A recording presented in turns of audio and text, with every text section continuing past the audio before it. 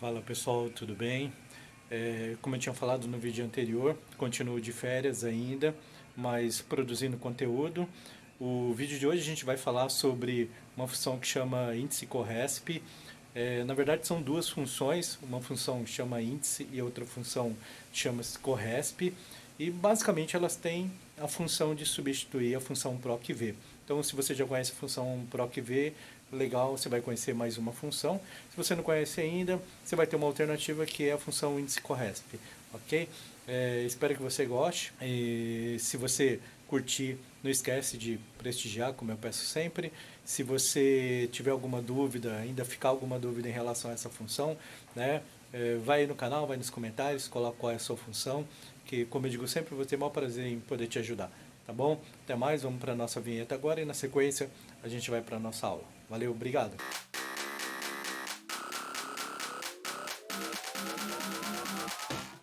Olá pessoal, tudo bem? Então hoje a gente vai ver a função índice Corresp. Na verdade são duas funções, é a função Corresp dentro da função, né, índice, ou melhor, é a função Corresp como parâmetro, né, da função índice, ok? Geralmente a gente utiliza assim de uma maneira mais prática, a gente utiliza essa função para substituir, é uma das maneiras de substituir a função procv. Então, se você já sabe a função procv, você vai ter mais uma alternativa. Se você não sabe a função procv, você pode utilizar a função índice Corresp, ok? Então, vamos fazer o seguinte. Eu tenho aqui a minha base, e dentro da minha base, eu vou resolver, inclusive, as duas funções de maneira separada, para que fique mais fácil o entendimento de vocês e depois eu vou juntar as duas, ok? A primeira coisa, a gente vai fazer o seguinte, ou eu digito, começo com o sinal de igual e digito Corresp aqui na minha relação, ou eu vou pelo assistente. Então aqui eu vou fazer o seguinte, como eu falei, para alcançar o maior número de pessoas, e eu não sei, né, exatamente quem está vendo esse vídeo neste momento, eu vou iniciar pelo assistente de função aqui, ok? Então eu venho aqui, procuro, se ela não tiver aqui na minha relação de funções das mais recentes, né, eu posso colocar, por exemplo, em tudo aqui e escolho, né, e digito, né, Corresp aqui, desço na minha barra, localizo a função, clico em OK, e aí eu posso usar as minhas caixas aqui dentro do meu, né, do meu assistente de argumento aqui, argumento da função, enfim, como você queira chamar essa caixinha aqui. O meu primeiro requisito aqui que é obrigatório é o valor procurado. Nesse caso, a gente vai colocar, vamos pegar o número de cadastro, como eu sempre recomendo, se você for fazer um PROC-V, se você for fazer qualquer função de procura, eu recomendo sempre que você utilize de preferência números, né, caracteres exatos, matemáticos, enfim. Né? Texto geralmente é um argumento que é muito está muito sujeito a dar erro, porque pode ter espaço, pode ter acentuação, pode ter ponto, traço, enfim, uma série de informações que pode prejudicar no momento da sua busca. Então eu vou pegar aqui como parâmetro o número do cadastro, lembrando que se eu estou na linha 2 e eu quero colocar uma função, que eu vou utilizar essa função para as demais linhas, né, então sempre é indicado que eu faça referência à minha célula e não digite, né, para que eu não aumente a minha probabilidade de erro. Então vou clicar na minha célula A2, porque o meu valor procurado está na célula 2. Vou escolher aqui como matriz tabela, no caso aqui eu tenho que escolher a coluna onde o meu valor procurado está. Então, mesma coisa, eu posso marcar inclusive a minha coluna toda aqui, não tem problema, tá? E eu vou vir aqui e colocar a correspondência. Então, assim, a gente sempre vai ter a correspondência aproximada para maior, aproximada para menor, ou a correspondência exata, tá? No tipo de correspondência aqui, ele até menciona, é o número 1, o número 0 ou o menos 1, indicando qual é o valor que deve retornar, e ele explica cada um desses. ou seja, o aproximado para mais, o aproximado para menos, ou o exato. Então, a gente vai fazer o exato, a correspondência exata, ou seja, se eu estou procurando o número de cadastro 33, ele vai me trazer o 33. Se eu estivesse procurando uma correspondência exata para menor, então ele daria qualquer número anterior ao número 33. Se ele quisesse uma correspondência aproximado para maior, ele traria qualquer número, né, aproximado do 33 para maior, o 34, por exemplo. Então a gente vai usar a correspondência exata, eu vou clicar em OK, e ele está me dizendo aqui qual é a linha. Então, na função corresp, né, o objetivo dela é realmente a gente dizer em qual linha que ela está. E agora a gente vai usar, né, a função índice, utilizando como parâmetro, como argumento da função índice, o resultado dessa função.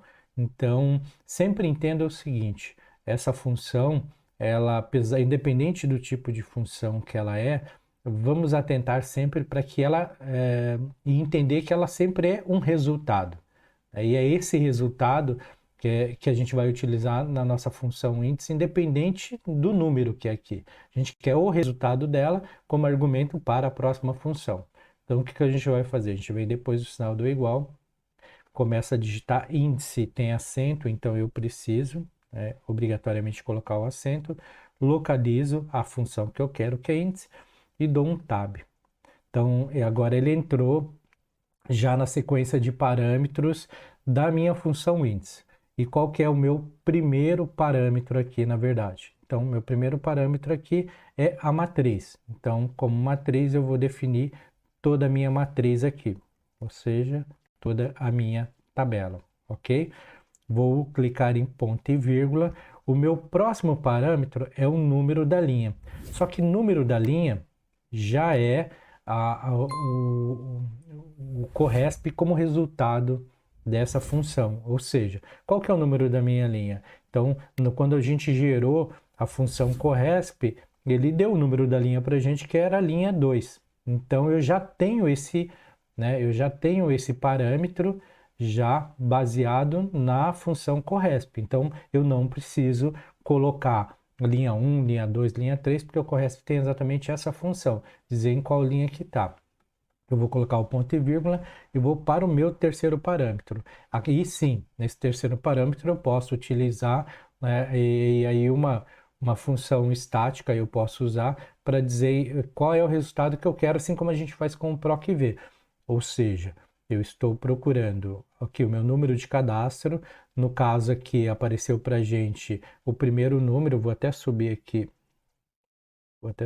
na barra. Então, na verdade, mostrou que era a linha 2, porque o número que eu estou procurando aqui está na linha 2. Ele mostrou como argumento da minha função e agora eu preciso dizer qual que é a coluna que eu quero.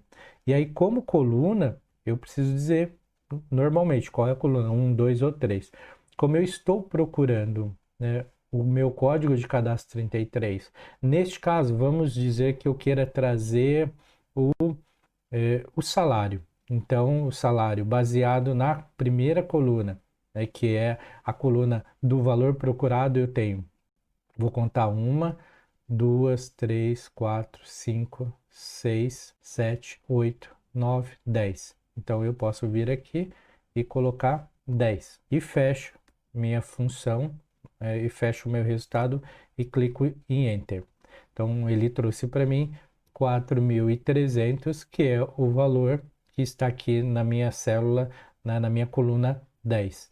Tá? Então, aí caso eu queira replicar para os demais, eu arrasto, porque como ele tem uma coluna, lembrando, né, que como ele tem uma coluna vazia aqui no meio, mesmo que eu clique de 2 cliques rápidos aqui, ele não vai executar, porque ele não entende qual que é o limite, até onde que ele teria, né, que fazer o preenchimento, porque ele tem uma coluna vazia no meio e não tem como parâmetro, ok?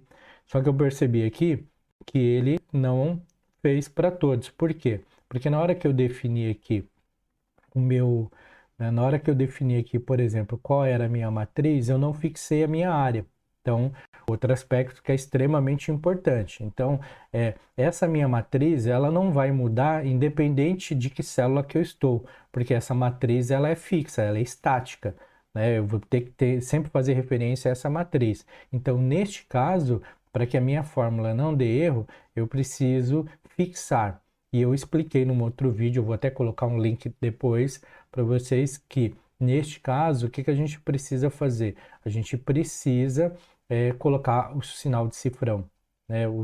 Tanto na frente da coluna quanto na frente da linha. Só que a gente não precisa fazer isso um por um. Então eu utilizo a tecla F4 e quando eu clico a tecla F4, ele já marca na frente da linha e na frente da coluna. Se eu clicar o F4 novamente, ele vai marcando só na frente da linha. Se eu clicar F4 novamente, só na frente da coluna. Se eu clicar novamente, ele tira completamente o cifrão. Agora, como eu quero fazer isso para a minha área toda, ou seja, para o A1 até o J50, então eu preciso marcar, né, todo o meu intervalo, clicar em F4 e aí sim ele vai colocar o sinal de cifrão na frente da linha, na frente da coluna da minha área toda. Então, desta maneira, eu vou conseguir travar a minha área para que ele não dê o erro que ele apresentou aqui. Então, veio aqui, como eu fiz o ajuste só para a primeira função, e essa minha função ela não está dentro de uma tabela, eu preciso obrigatoriamente dar, agora sim, dar 2 cliques e ele vai assumir para os demais, porque agora ele tem uma referência até onde ele tem que ir para atualizar os números. E dessa vez ele atualizou até, né, a linha 50, que é a linha onde termina a tabela. E aí, obviamente, se eu quiser formatar aqui, eu posso vir aqui direto e clicar no sinal, né, de moeda aqui do português. Ok? Então, só recapitulando, né, vamos só recapitular aqui. Então, primeiramente eu montei o meu Corresp aqui. Então, um outro item, né, que eu queria aproveitar e passar para vocês é quando vocês precisam fazer a auditoria, fazer a leitura da função para você fazer uma, uma correção, para você fazer um ajuste. Então, como que a gente tem que se comportar na fórmula para a gente poder fazer esse ajuste? Então, uma das maneiras, por exemplo, como eu montei a função Corresp primeiro, então, para que eu entenda qual que é o resultado da minha função Corresp, eu marco toda a minha função, né? Foi a primeira que eu coloquei, clico em F9 e aí automaticamente ele me traz o resultado dessa primeira função. E aí vocês lembram que aí ele está trazendo o resultado 2, por quê? Porque o número 33, né, o cadastro 33, ele está na segunda linha. Por isso que ele me mostra, né, o número 2 aqui. E para eu voltar à condição anterior, ou seja, a função, eu clico no meu ESC. Se eu quisesse manter esse número fixo, permanente, estático da maneira que ele está aqui, bastaria eu clicar no Enter e aí ele assumiria o 2, ou seja, ele faria a conversão da minha função para o resultado estático. Mas não é o caso, então eu vou clicar em ESC e aí ele volta, né, a minha função. A mesma coisa eu posso fazer com a função índice. Então, só para recapitular, então, como o meu resultado da função Corresp foi 2, como argumento da minha função, por exemplo, eu tenho que definir a minha matriz, e aí eu defini a minha matriz, fixei a minha área aqui, que vai do A1 ao J50, como segundo parâmetro aqui foi a minha linha, então basta você vir aqui com a setinha até depois do ponto e vírgula, na hora que você fizer, ele já muda o argumento, né, para a linha, número da linha.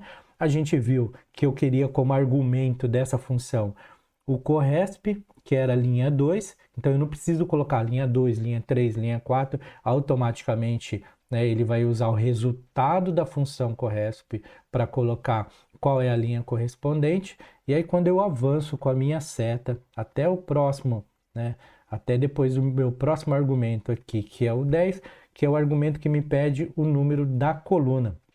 Então, no caso aqui, eu defino qual é a coluna que eu quero. Então, eu quero né, eu contei aqui e vi que era a minha 10ª coluna, ok? Então, clico em Enter só para ele efetivar novamente o que a gente já tinha feito e os valores estão aqui, ok? Espero que eu tenha ajudado. Espero que vocês tenham entendido, né, claramente o significado da função CORRESP, que ele define a linha, e do índice, que ele te traz um valor correspondente, um valor procurado, baseado na coluna e na linha, como se fosse uma intersecção, né? E é uma maneira da gente poder substituir o PROC-V.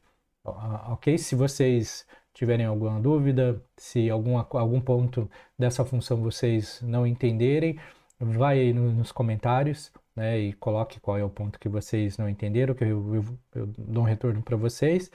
Espero que vocês tenham gostado da aula. Se gostaram, não esquece de deixar um like aí no canal para prestigiar. Para quem é inscrito, como eu sempre digo, muito obrigado. Para quem não é, mas que assistiu o vídeo até agora, gostou desse conteúdo, achou que, né, ele vai agregar valor, que ele vai acrescentar, que ele vai te criar mais uma maneira de você fazer alguma atividade aí no seu dia a dia, se inscreve no canal. Como eu digo, é uma maneira simples e fácil, mas extremamente importante de você prestigiar o meu trabalho e a gente poder levar esse conteúdo para o maior número de pessoas, tá bom? Obrigado, até o nosso próximo vídeo.